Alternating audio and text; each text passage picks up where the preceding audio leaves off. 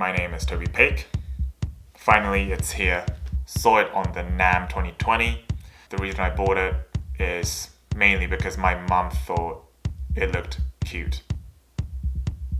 Yes, that is 80% of the reason why I bought it.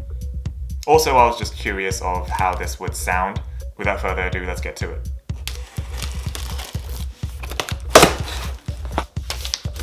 Another sticker, and you guys know I love stickers, so that's always good. Also, thank you again, Joe, for hooking me up with this. Some more candies, just in case I get tired of doing these unboxing videos in the middle. There we go. There we go. It's quite a slim looking box. Straightforward. Terra Stamp. My bad. It's what it's called. It's called Terra Stamp.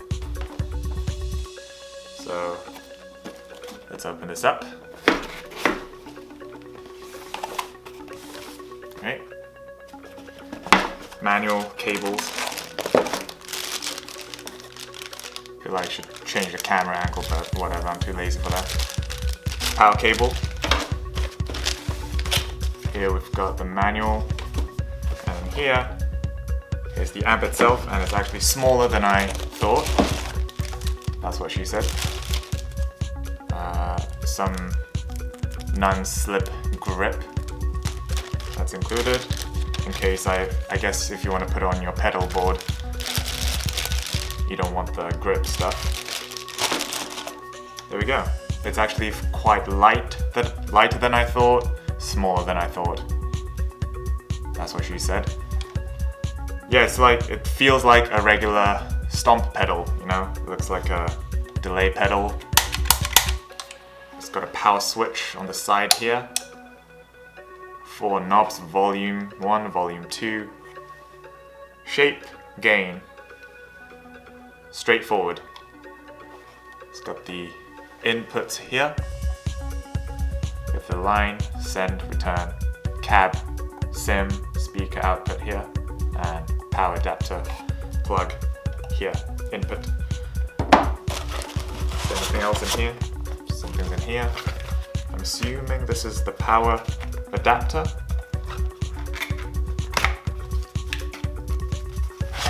Yep, adapter in here. Yep, straightforward.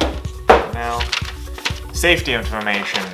I'm looking forward to reading this thoroughly. So, there we go. Let's test this out then. Okay, so it's all plugged in right now. Going through my OX amp top box from Universal Audio that I did in a separate unboxing session with. Going through my Ableton Live. The settings for the OX right now is just a standard V30 studio standard, just like a British cab, probably a Marshall, I'm assuming. Here's the settings because I don't know anything. Yeah, no delay, reverb, or anything. Nothing's on it. That's the settings. Then going through my Gibson Explorer, like here, I guess, but I believe this is like a 598T on the bridge. Yeah, standard setup, drop detuning. So let's see what this sounds like.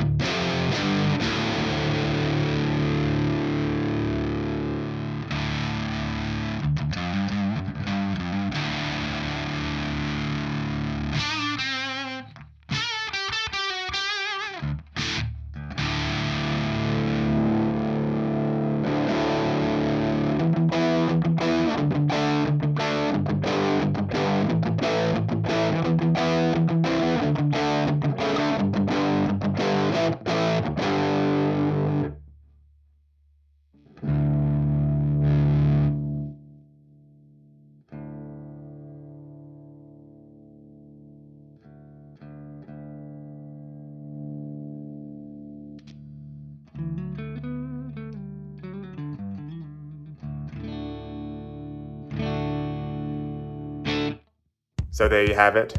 My apologies for the terrible playing, but what are you gonna do? I just like to buy gear, but I just don't have any skills. So, oh well. Anyway, clean's not too bad. Honestly, I don't think I'll ever use the clean settings for this amp because it was a little muddy. As well as the guitar was not the right type. Probably should have used a Les Paul instead, or a Strat, which I don't have really. Time to buy more gear. That's the moral of the story. But anyway, pretty good gain. I think I might do a bunch of like Mastodon stuff or Slipknot maybe. If I want to get a little dirty, like British dirty, I'll definitely make good use of this amp. I might do like a test run and upload some stuff on YouTube, like covers. But yeah, not too bad for the size and the weight. It's just a very convenient way to sort of like transport your amp if you ever need like a heavy orange sounding amp within your pedal board, or whether you just want to have it in your briefcase or something. This is like definitely the way to go in my opinion, because you can hook it up to any cabinets and just like rock out to this basically. So well, that's the end of this video today. Thanks for watching. If you managed to stay alive till the end of this video, you may as well like and subscribe. Sorry, that's my email telling me to pay up my student loans. Just don't tell them I purchased a bunch of gears. It's only January. I'm scared. Anyway, until next time. Thank you. Peace.